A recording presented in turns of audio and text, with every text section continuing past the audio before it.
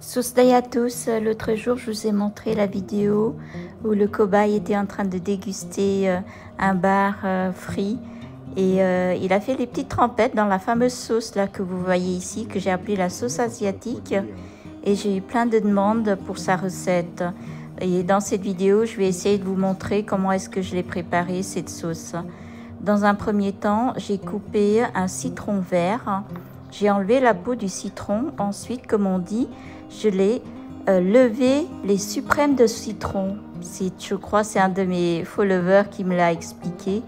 Donc, il faut mieux utiliser les bons termes, sinon on se fait attraper par la troupe derrière, comme on dit. Donc, j'ai levé les suprêmes de citron. En gros, en fait, j'ai récupéré la chair du citron quartier par quartier. En fait, dans cette sauce, je voulais une sauce un petit peu plus, on va dire, moins fluide, plus épaisse. C'est pour ça que je récupère la chair, les pulpes du citron. Ensuite, j'ai utilisé 2 gousses d'ail. Ici, vous voyez, je suis en train de décortiquer, aplatir en même temps. Et à l'intérieur de ces gousses d'ail, il n'y a pas du tout qu'on appelle ça, de noyau. Du coup, je l'ai coupé finement pour pouvoir ensuite écraser avec le mortier qui est juste à côté. Ensuite, pour accompagner cette sauce, j'ai utilisé un seul piment rouge. Ces piments-là, ça pique pas forcément. Donc, une fois coupé en petits morceaux, je vais l'écraser avec l'ail. Donc, en gros, pour l'instant, j'ai citron vert, ail et un piment. Ensuite, je suis en train de découper une échalote. L'échalote, ça ne sera pas écrasé, mais je vais les couper finement, hacher finement et mettre de côté. Voilà. Ensuite, je vais pouvoir écraser le piment avec l'ail, et pour pouvoir faciliter l'écrasement, j'ai mis un peu de sucre en poudre. Une fois que la pâte d'ail et de piment est bien écrasée, j'ajoute ensuite les quartiers de citron. Et c'est pareil, je l'écrase jusqu'à que tous les pulpes de citron rejettent le jus de citron. Donc ça me fait une pâte un peu plus épaisse.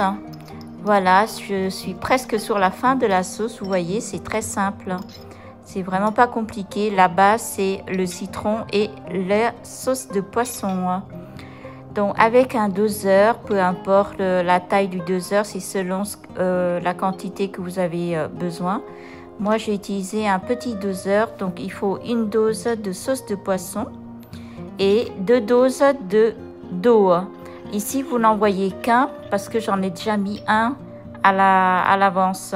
Donc, il faut une dose de sauce de poisson et 2 doses d'eau. Ensuite, j'ai mis du sucre de palme. Je suis désolée, j'ai pas pu filmer la dose que j'ai mis. Sucre de palme ou sucre en poudre. Vous mettez une dose de sucre en poudre et une dose de sauce de poisson et 2 doses de l'eau.